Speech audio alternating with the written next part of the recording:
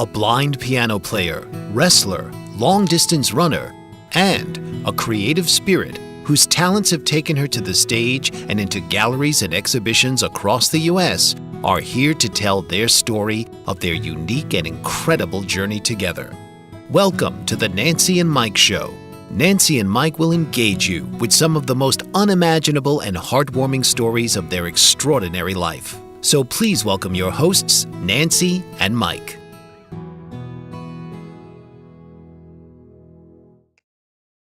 Hi, my name is Mike Zorick. And this is Nancy Noble. We are coming to you live, broadcasting from YouTube in Florida, God inspired. This is the Nancy and Mike Show. Today's date is November 29th, and this is show number 19. Yep. I want to get all the information in. Yes. And I was 196 3/4 this morning. Yeah, I went up. I'm not happy about my weight. I think I was 127 and a half. Not good. Little sad face in our diary for me. Well, it's eggnog. I love eggnog and Thanksgiving time and leftovers. So anyway. But anyway, being I'm going to start out with a couple of things that won't be the subject for today. The first thing is those two guards that got shot in Washington, D.C. The girl died. No. And the guy is in bad condition. His brain Please pray is all for him. swollen. And why I'm going there, I'll tell you why I'm going there. I'm not the smartest guy in the world, but when I heard about the shooting, this is what I told Nancy. Mm-hmm. We know a few things about him. First of all, he's a Nazi. Second of all, he's here illegally. Now, in both cases, I turned out to be right before I found out who the shooter was. Now, why was I right about this? What's the key thing here? Fruits. Yes. I know these kind of people, fruits. I know their fruits. Jesus says, by their fruits you shall know them. But that's not the subject for today. Okay, cool. And what I'm going to do one of these days, I'm going to say how that relates to our God. But that's not today. Okay. Now, subject number 2. It's not the subject of the day. We discussed last week the 90-year dinner that Nancy went to. That was good. For our church. Yeah, this church has been around for 90 years. That's long for an old church. And I didn't want to go to the dinner because I felt like these kind of things, they're too long for me. Yeah, it was outside. I sit too long. I got ants in my pants. Yeah, a lot of people there. And it was good you didn't go. I didn't want to pay $20 for a roll and a cookie. A roll and a cookie. Yeah, and I ate, but there wasn't much. He could have had some macaroni and cheese, but he didn't know. Yeah, but I don't want to pay $20 for macaroni and cheese and a roll. And I will say this, they had sugar cookies. The sugar cookies that Nancy brought home for me were the best sugar cookies I ever had in my entire life. They were frosted sugar cookies. They were absolutely delicious. And then After last week's radio show, Nancy went back to the church. The church is very close to us. Yes. And they had a truck. And we were interested to see what was on that truck. Yep. So Nancy went and she got what'd you get? A cheeseburger? Uh-huh. It was really good. And for me, she got a pulled pork sandwich with macaroni and cheese.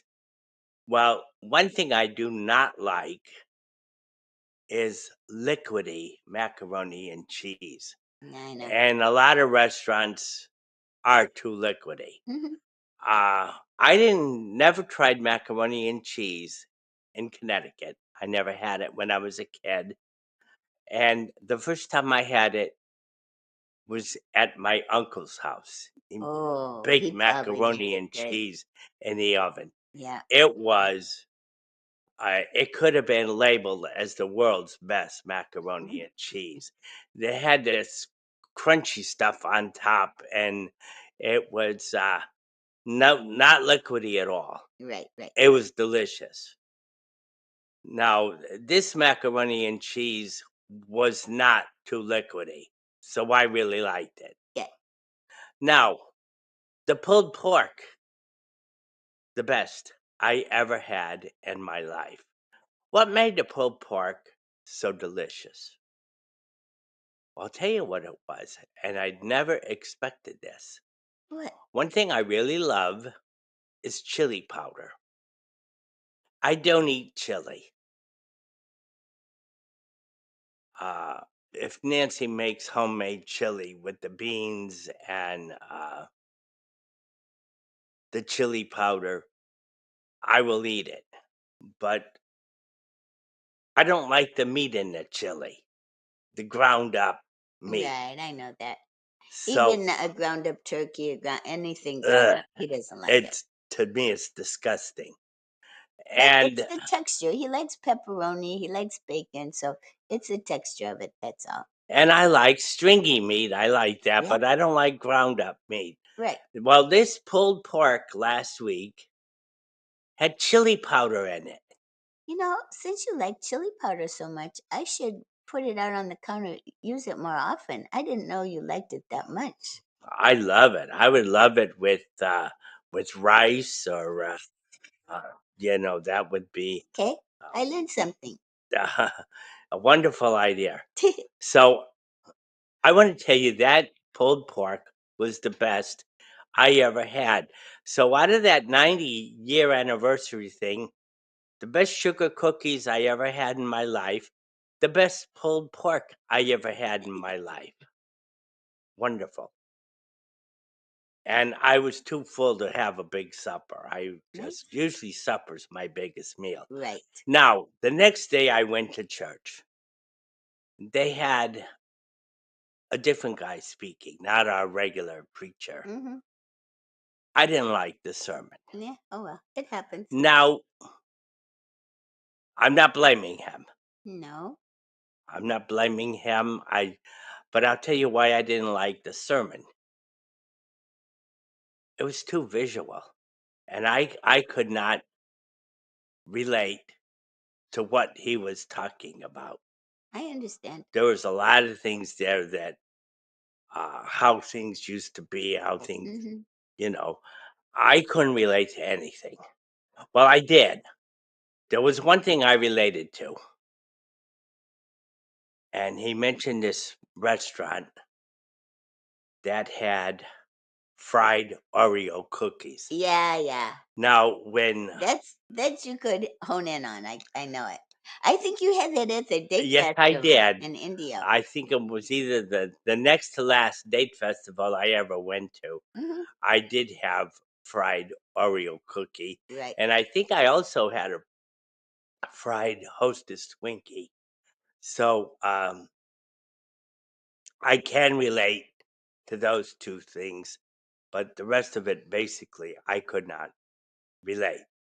And one thing, and for people who don't know, I have never seen, and Yeah, he was talking about visual things like bell-bottom pants and stuff that we wore when we were in the 60s, that kind of culture.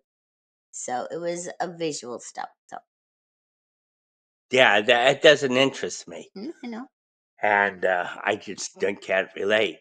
Now, the other thing, the subject of the day is wrestling. Now, why wrestling? Well, I know you wrestled. Well, I wrestled for 30 years, but wrestling season went when I was in high school. Hmm? And for anybody who wrestles in high school, wrestling season starts the beginning of November and it ends late February, early March. So I'm going to talk about wrestling for the next few weeks. And I'm going to skip my 8th grade season until the end of December because an unusual thing happened Okay. that year that I want to relate at the time of its happening. You're into timing and numbers. I'm into Yeah. timing and numbers, Yeah. dates, and all this kind of thing. Now, wrestling, 1960. I went to a recreation thing, and this is supplied by the Schools for the Blind. Most of the kids live there. And so it was on Tuesday night, and some people would bowl, some people would play checkers or play basketball. We had a basketball court. And so that's basically it. In any event, You I loved enjoyed it. Yeah. going every Thursday. Sure. It was like Fun. 6:30 to 8. And I did a variety of things there. Sometimes I bowled, sometimes I did a lot of rope climbing. And how I would climb the ropes, I would sit on the bottom of the rope and hold my legs off to the side and climb hand over hand. So my hands never lost contact with each other. So what I did, I would climb one hand width at a time, Yeah, I can see that. and coming down the same way. That's the way I used to climb the ropes. And I used to do that a lot. Whenever I go to the gym, I'd climb up and down the ropes. And anyhow, it was a Tuesday night, and it was March 29th, 1960. And the guy who was the recreation director asked me what my weight was. That's a weird thing to ask me. He didn't ask anyone else what they weighed, Yeah. but he did ask me. And at the time, I weighed 72 pounds. Aw, cute little boy. And he said, well, I was the guy he's looking for. Oh. They have 3 guys in a junior midget tournament coming up the next day that were in the 70 to 79 pound class. And he wanted to get an even number. So I was the guy I got selected to be the 4th guy. And so I was the 4th guy. And so um, I told him I don't know much about wrestling. So then he said, well, if you don't wrestle tomorrow, you can't go to recreation anymore. Whoa. Hey, we're Right? going to a break. Let's see what happens to Mike. They're going to kick him out of that fun class. So this is the Nancy and Mike Show. We'll be right back. Mike Zorick, a 3-time California state champion in Greco-Roman wrestling at 114 pounds. Mike, blind since birth, was born in Hartford, Connecticut. He was a 6-time national placer, including 2 seconds, 2 thirds, and 2 fourths. He also won the Veterans Folk-Style Wrestling twice at 152 pounds. In all these tournaments, he was the only blind competitor. Nancy Zorick, a creative spirit whose talents have taken her to the stage and into galleries and exhibitions in several states. Her father, a commercial artist who shared his instruments with his daughter and helped her fine-tune her natural abilities, influenced her decision to follow in his footsteps. Ms. Zorick has enjoyed a fruitful career doing what she loves. Listen Saturday mornings at 12 Eastern for the Nancy and Mike Show for heartwarming stories and interesting talk. Are you struggling to care for elderly parents or a spouse? Do you wonder if being a caregiver is making you sick? Are you worried about taking time off work to care for elderly parents and balance work, life, and caregiving? Has caregiving become exhausting and emotionally draining? Are you an aging adult who wants to remain independent, but you're not sure how? I'm Pamela D. Wilson. Join me for the Caring Generation radio show for caregivers and aging adults, Wednesday evenings, 6 Pacific, 7 Mountain, 8 Central, and 9 Eastern, where I answer these questions and share tips for managing stress, family relationships, health, well-being, and more. Podcasts and transcripts of The Caring Generation are on my website, PamelaDWilson.com, plus my caregiving library, online caregiver support programs, and programs for corporations interested in supporting working caregivers. Help, hope, and support for caregivers is here on The Caring Generation and PamelaDWilson.com. Hi, my name is Mike Zorick. And this is Nancy Noble. We are coming to you live from YouTube in Florida. Yep. This is the Nancy and Mike Show. And when we left, I was talking about this recreation class. Yeah, that he wanted you to do it or else, huh? Yeah, because it was important to him to have 4 guys in the weight class. Otherwise, you have to wrestle round robin, which means everybody else wrestles. So he needed someone just your size. He needed somebody in that weight class, and that's why he asked my weight and nobody else's weight. Right. Because I was the guy, he was hoping that I was 70 to 79. And he probably was a good judge of that. He had to have been. Yeah. Now, this guy was a gym teacher. He was a recreation director. He was a wrestling coach. He was the track coach, and he was the head of the Boy Scouts. He had a ton of jobs at the schools for the blind, and he was one of my favorite teachers. Yeah. And Nancy eventually got to meet him. Very cool guy. And he's no longer with us, unfortunately. But anyway, I thought, okay, I'll wrestle 2 matches, and then I could come back to recreation, and I'll never wrestle again. This was my thinking. Yeah. Just do it, get it over March 29th. So anyway, I come to school on March 30th, the day of the junior midget tournament. And guys are teasing me about Ricky Finn. Who is Ricky Finn? Ricky Finn was this guy. He never lost a match. Ooh. And he was in my weight class. And he was this guy that nobody thought anybody would touch. Yeah, they thought he was going to cream you. They thought he was going to cream me. Now, I wrestled my first match. And I was ahead 4-0. And I pinned him. Oh, good. So I'm thinking, well, if I'm in the winner's side of the bracket, yeah, that means Ricky. Oh, yeah. If Billy had beaten me, then I wouldn't have to wrestle Ricky. I'd wrestle for 3rd So place. did you get really nervous about having to I didn't get nervous at all. Oh, you didn't? No. Just get it over with, right? Just get it over with.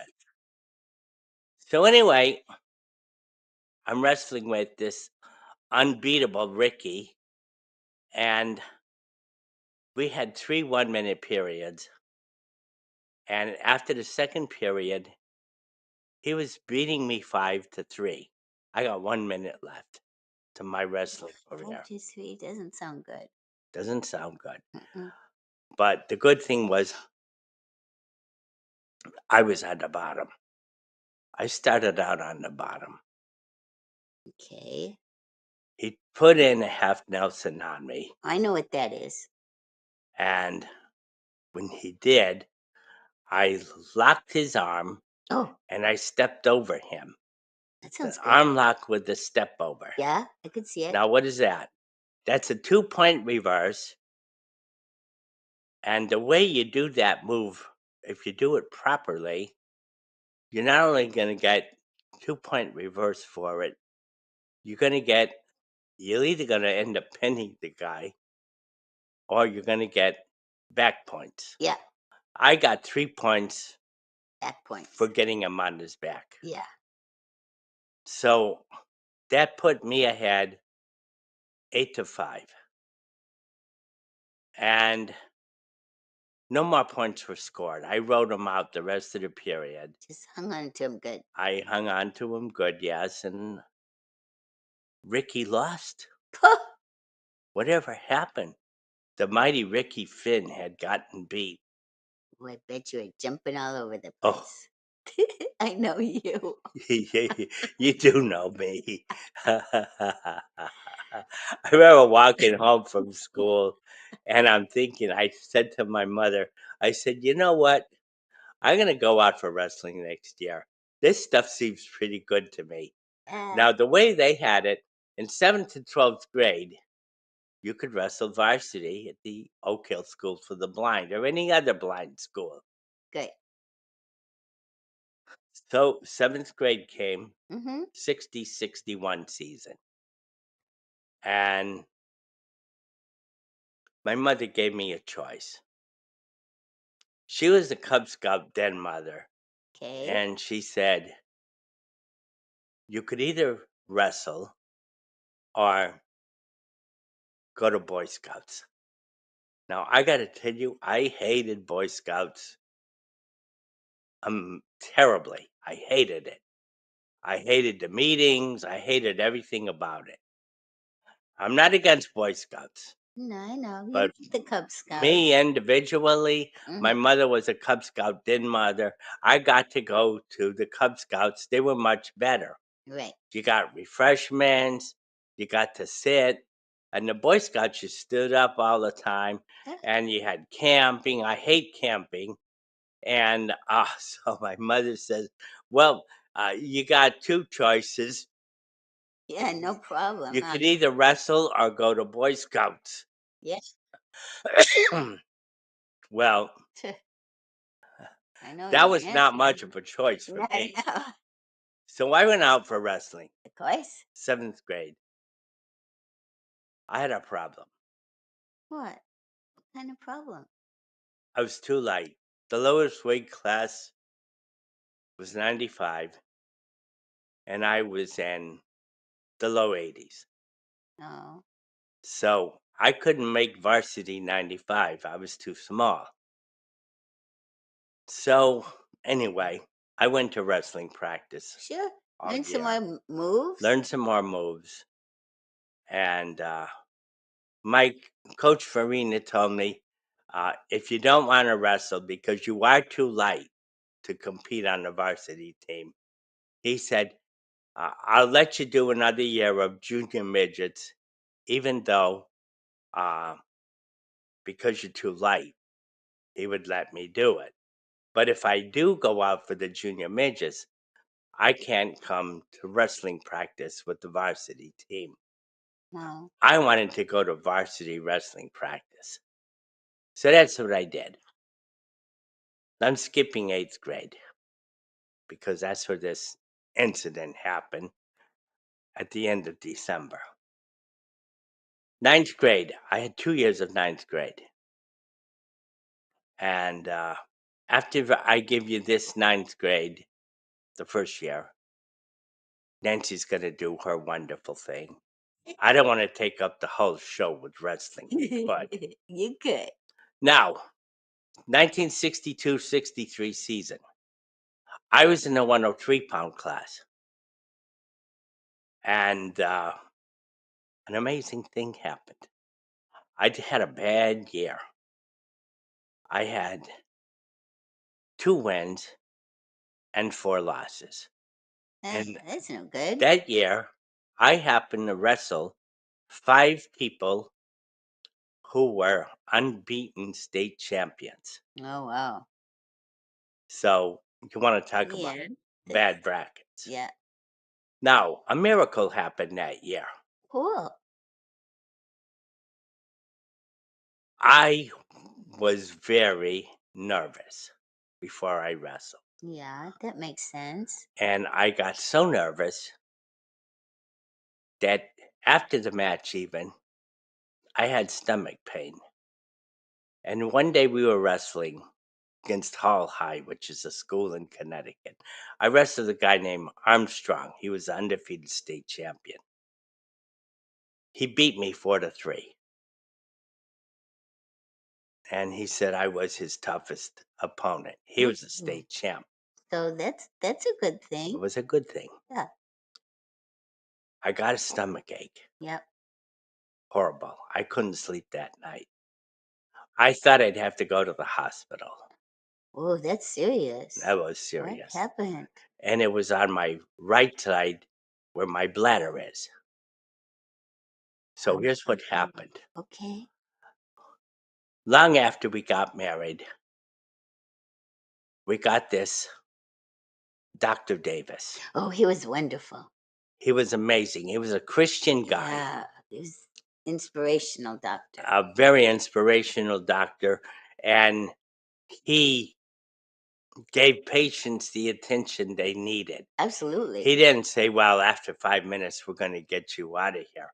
He wanted to get to the bottom of everybody's problem. Yeah, I loved him. So one day I was sitting in his office, and it was, in the 2000s.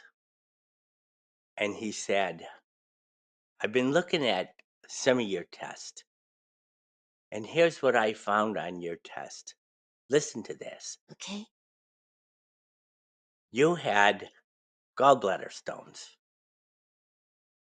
And I'll tell you what caused your gallbladder stones. Wow. Extreme nervousness Oh, yeah. in the year 1963. Oh. You believe this? Oh. Wow. Now, here's what happened. Boy.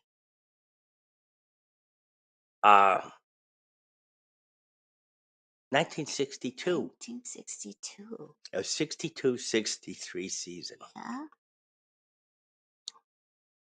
1962, in the month of early October, might have been late September, I got this big wart on my right wrist. And I went to the doctor on a Saturday, and the doctor cut it off, and it had 3 stitches in it. Now, this is before the 62-63 wrestling season. After that deal, I was okay. At least I thought I was. But then we were at my grandmother's house. We usually went on Sunday. That weekend, we went on Saturday. And somebody had gotten her this, she was Yugoslavian, this record. I wish I had it. But somebody broke that record. I wanted that record, but I didn't have the nerve to ask for it. I know if I had asked for it, my grandmother would have given me that record. Yeah. It was all in Yugoslavian. And Uh-huh. every song on that record, I loved it. So anyway, I remember we were at her house listening to that record, and my right wrist is throbbing, it's hurting, and anyway, I'm gonna wrap this up. Wrestling. Oh, 30 seconds. You better. Sorry, we got a break. We'll be right back. The Nancy and Mike show. So listening to your show. Sorry. Author, radio show host, and coach John M. Hawkins reveals strategies to help gain perspective, build confidence, find clarity, achieve goals. John M. Hawkins' new book, Coached to Greatness: Unlock Your Full Potential with Limitless Growth, published by iUniverse. Hawkins reveals strategies to help readers accomplish more. He believes the book can coach them to greatness. Hawkins says that the best athletes get to the top of their sport with the help of coaches, mentors, and others. He shares guidance that helps readers reflect on what motivates them, rediscover and assess their core values, philosophies, and competencies, find settings that allow them to be the most productive, and track their progress towards accomplishing goals.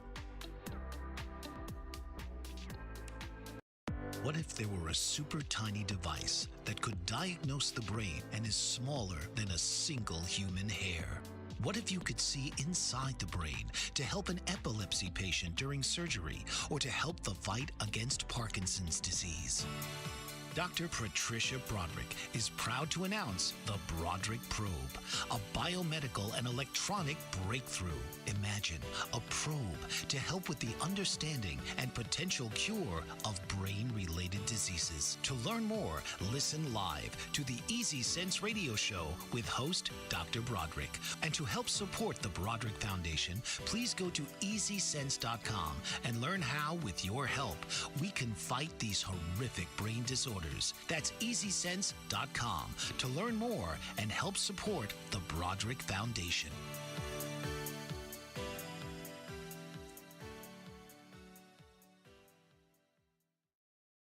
Hi, my name is Mike Zorick. And this is Nancy Noble. We are coming to you live, broadcasting from YouTube in Florida. This is the Nancy and Mike Show. Now, where I was You're at in your this grandma's story, house. we're at my grandmother's house in this record. Oh, how I wanted that record. And your wrist was throbbing. My wrist was throbbing. It was hurting. Stitches in your And wrist. I thought, oh, I need something. I need something for pain. I knew nobody had anything. I was out of luck till I got home. But anyway, Yeah. this was part of the 62-63 season. And I told you about Dr. Davis. Saying that happens, extreme nervousness. Nervousness in 1962-63 wrestling season. He told me exactly when my gallbladder problems started. How could anybody do that? I mean, I can remember driving home from the doctor's office thinking, how in the world could anybody know something like this? You talk about being guided by God. Yeah, because that's not humanly possible. No, as far as I know. even a doctor can't figure stuff out like that. The doctor could say, well, you got this problem, but they can't tell you precisely when it occurred. That was the amazing part. Well, I know when you're nervous, that's fear, and that separates you from God. And you've always been close to God, so maybe I don't know. Well, I got very nervous before I wrestled, and not in the junior midgets, but afterwards. And I felt like every match, I felt like I was going to throw up. Ugh. I mean, it was it felt like the stomach flu. Mm-hmm. And my hands were cold and sweaty and, all that stuff. But anyway, I'll finish this story and Okay. before you come. All right. 1962-63. I mentioned Armstrong. Armstrong was the state champion. He pinned his way through the straight. He beat me by 1 point. Now, after the 62-63 season ended, I thought I was done. So one time I was walking down the hallway at school and I was walking by my coach's office and he calls me Uh-huh. and he says, I'd like to talk to you. I thought, oh, What did I do? I thought it had to do with track season, which did happen, by the way. Okay. And What did he want to talk to you about? wanted to talk to me about wrestling. So there's this wrestling tournament for freshmen and sophomores at Cheshire High School, Cheshire, Connecticut. Would you like to go to it? How much do you weigh? Here's how much do you weigh again. I was in a 103-pound class, and this was at the end of March. I was still in the 103-pound class. A lot of wrestlers, they gain a lot of weight after the season. Mm-hmm. I did not. So anyway, I said I'd like to go. Was it a mistake? We'll never know. So I went there. I wrestled the guy who was second in the state. Remember, I told you about Armstrong. Mm-hmm. He was number one. So then this guy who's second, he was from Cheshire. His name was Powers. I beat him 4-1. Cool. And I won the tournament. Cool. The Cheshire coach was having a massive fit. He was upset that you Because won? he didn't expect his guy, who was second in the state, to get beat No, so haha. by me. Yeah. So what happened after that? I don't know. Well, most of you know what happened after that. The next year, I went to wrestling practice, 63, 64, and I'm going to end with this. Okay. My coach told me I was too good. Oh, that's it. Oh, that's why you said you don't know if you should have gone or not. Oh, wow. And Now they were afraid of you. because I was so good, Oh. they didn't want a blind wrestler to win the state tournament. They kicked me out of the tournament and my school. Ah, that's a gut punch. So he told me I was too good, and that I knew because of me. We had some other good wrestlers. They weren't state champions, but they would have placed in the state. Sure, give And him a chance. I was 1 point away from beating this undefeated state champ. And then after that, I started to run. That helped you And keep I'll your end with weight. that running Okay. incident. I was in the coach's office. He said, "We got this guy, very good runner." The way they had it, you had a partially sighted runner and a totally blind runner. We got this guy, Kenny Briggs. He's a very good athlete. He's got nobody to run with. He said, "I'd like for you to run with him. It would help your weight for wrestling." Well, he knew what to tell me. Mm. So anyway, I agreed to run with Kenny. And it did help my weight. In the meantime, I was practicing running at home. And I'm thinking, here's what I'm thinking. I lost to the state champ by one lousy point. If I really improve, I could win the state title next year. Only to find out, first day of practice, that I would never be allowed to compete in the state tournament because of my blindness Yep. and because of how good I was. So that's where I'm going to end today Okay. with wrestling. And Nancy's going to do her wonderful thing. And next week, I will start with the 63-64 wrestling season. Cool. Well, I heard this. I recommend Dutch Sheets on YouTube. He has a show, just a 15-minute show called Give Him 15.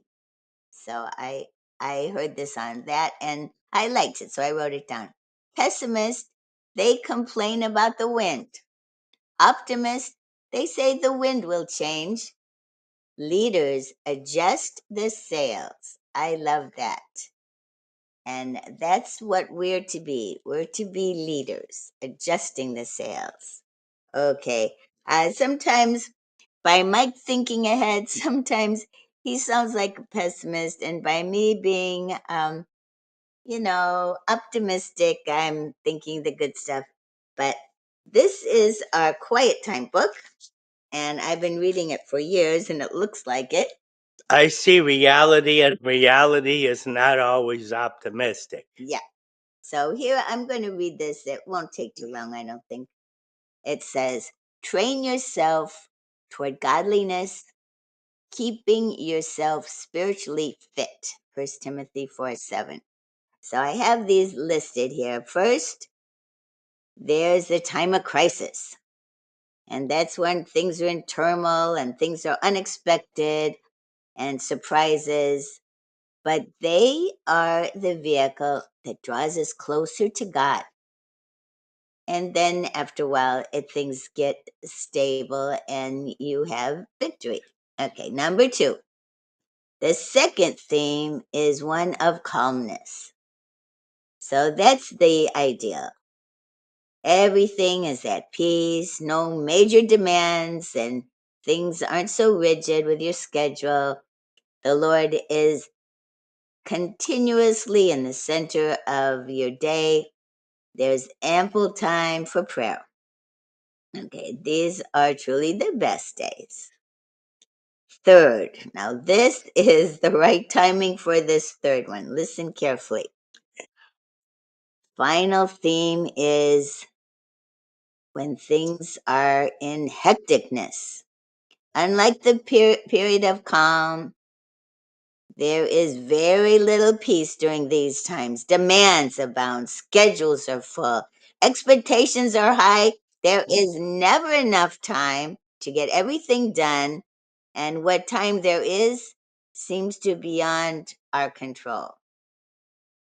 You want the Lord to be first, but seems like he gets lost in the shuffle. Now this line I underlined. Whereas periods of crisis and calmness serve to draw us closer to God. But hecticness pulls us away from God. It's our adversary. Little by little, it subtly robs us of the closeness of our relationship to the Lord. Oh, that is just so right to the point, right? It's right on. Right to the point, yes. And we always like to have some quiet time and sometimes just pull back, take a breath, and center and look to God. And I just am so grateful. Oh, I got to say what happened yesterday. Yesterday I went, it was, Black Friday, going to the store, get some new outfit or something pretty. That's what my goal was. But on my way home, the car was making this ratchet noise. Happily, I was only like 3 blocks away. So I pull over, and I know this was a blessing from God. There was a father playing with his son, Catch, in the front yard. So he looked all around. That sounded like I was dragging something, branches or something. And he looked under, there was something underneath, and he tried pushing it up. It went for like a block, and then it came down again, made a wretched noise. I had to drive 2 miles an hour to get home, but it was like a block and a half.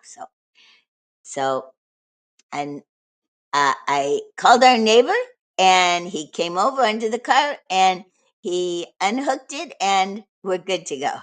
So that's my happy story at the end of all that racket noise. I was driving home, and I did get a pretty outfit.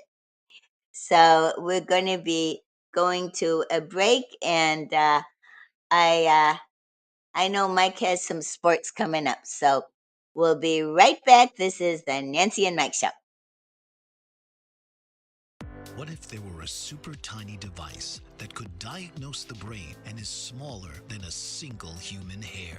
What if you could see inside the brain to help an epilepsy patient during surgery or to help the fight against Parkinson's disease? Dr. Patricia Broderick is proud to announce the Broderick Probe, a biomedical and electronic breakthrough.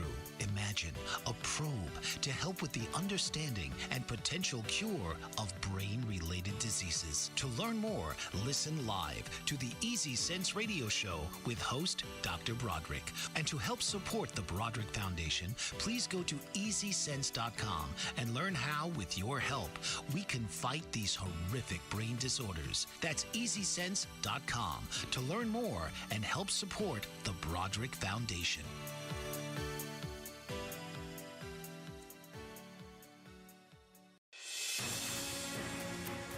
Mike Zorick, a three-time California state champion in Greco-Roman wrestling at 114 pounds. Mike, blind since birth, was born in Hartford, Connecticut. He was a six-time national placer, including 2 seconds, 2/3, and 2/4. He also won the Veterans Folk-Style Wrestling twice at 152 pounds. In all these tournaments, he was the only blind competitor. Nancy Zorick, a creative spirit whose talents have taken her to the stage and into galleries and exhibitions in several states. Her father, a commercial artist who shared his instruments with his daughter and helped her fine-tune her natural abilities, influenced her decision to follow in his footsteps. Ms. Zorick has enjoyed a fruitful career doing what she loves. Listen Saturday mornings at 12 Eastern for the Nancy and Mike Show for heartwarming stories and interesting talk. Hi, my name is Mike Zorick. And this is Nancy Noble. We are coming to you live, broadcasting from YouTube in Florida. Yep. This is the Nancy and Mike Show. And I don't know if Nancy's finished or not. Yeah, I'm finished. Oh, it was some kind of shield under the A plastic yeah. shield with some screws in it. Yeah, I don't know feel it. anything about cars, so Yeah, he said it's okay without it. He's our neighbor, and this is the first time I've talked to him before outside and stuff. First time he ever came in, and he was so nice. yeah, I met his wife before, but I Yeah. never met him before, and it was a really nice to meet him. And he's a sports nut. That's one thing that's very attractive about him. And he's conservative, which is another thing attractive about him. Yeah. But anyway, getting back to Nancy's topic, and she was talking about our enemy Oh, I know. being overly busy, Hecticness. hectic. Yeah. I'll Now's tell the you, time of year, huh, Mike? A I'll lot of tell you people are pressured. another thing about this adversary, this bitter enemy. And we know people who fit into this category. Nice people, Yeah. but their busyness is taking them away from God. I know. And how do I know this? Remember, I said it earlier in the program, I talked about fruits. Yes. Well, when a person gets like this, and we've known people like this, and we still know people like We sure this, do. and what happens to them? Their priorities get all messed up. They're totally off base. Yeah. And when you're supposed to be doing one thing, you're doing something else. And Trying to juggle 3 things. nice people, but wrong priorities and too busy. Now I'm going to talk about baseball. Cool. There are a couple of issues. The Red Sox, I won't call it a trade because it wasn't a trade. It happened with St. Louis. St. Louis fans are boycotting because the Cardinals are not trying to win. And they hired this general manager that the Red Sox used to have, and he put them in last place with his tanking. Right? Yeah. So Boston So now figures St. Louis got the same problem. they've got the same problem, and Boston knows it Yep. because this general manager work with them. Yep, they know his So tricks. Boston went to St. Louis. We want your best pitcher. Their best pitcher's name is Sonny Gray. Boston got Sonny Gray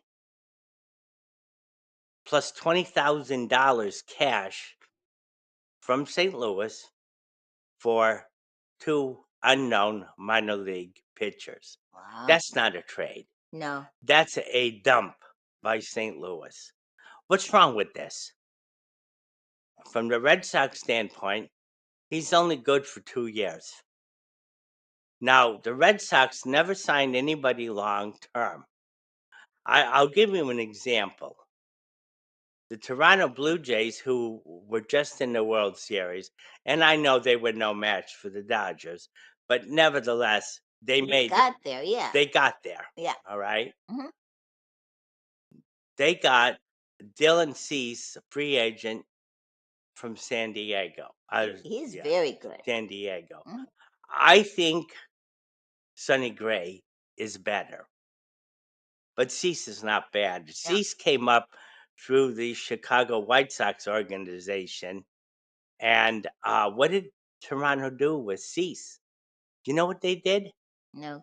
They signed him for 7 years. Whoa. All right? That's the difference between Boston and Toronto.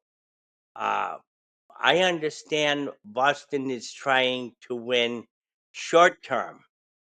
They're talking about Peter Alonso from the Mets, who would play first base. They definitely need a first baseman. They need pitching. They got Crochet, they got Sonny Gray, and they got Brian Bello. Mm-hmm. Now, I don't know where you go from there. They need 2 starters. Their bullpen is so-so, but they're not going to sign Trevor Story, and they're not going to sign Alex Bregman. So they don't have a left side in their infield. Their outfield's pretty good. And they're also talking about the possibility of signing J.P. Realmuto from Philly, a catcher. They need a catcher. They need a catcher. All right. Now, this is the present situation. Next Sunday, which is December the 7th, starts the winter meetings in baseball. Now, what the problem is, you got a couple of trades. One of them was Nemo from the Mets for Seager for Texas. That was a blockbuster. Yeah. The other blockbuster was Rodriguez from Baltimore for Taylor Ward from the California Angels. These were more like blockbuster trades. Good. And what I mean by the word blockbuster, they help both sides? They help both sides. I Yes. love it. Now, this deal with the Red Sox does not help the Cardinals. No, It doesn't help hurts them. It doesn't help the Cardinals. It doesn't even save them money because they threw in $20,000 cash. So there's no good thing about it. it doesn't even Cardinals. it doesn't even save them financially. And my father, if he was alive, No. he was a Cardinal fan I for know. years and For years years. and years and years before I was born. And he liked a player the Cardinals had. His name was Stan Musial. Oh yeah, very He famous. was a first baseman and he was an outfielder. He was very good for a long time. So that's the deal with that. Now, how about the Celtics the other day? They beat the Detroit Pistons. Now, you tell me how you beat the Detroit Pistons, the best team in the East, Wow. and you get blown out by the worst team, Brooklyn. That is what you would call the height of inconsistency. Well, we're wrapping up our show. That was pretty fast. So thanks for hanging with us and take care, guys. Bye-bye.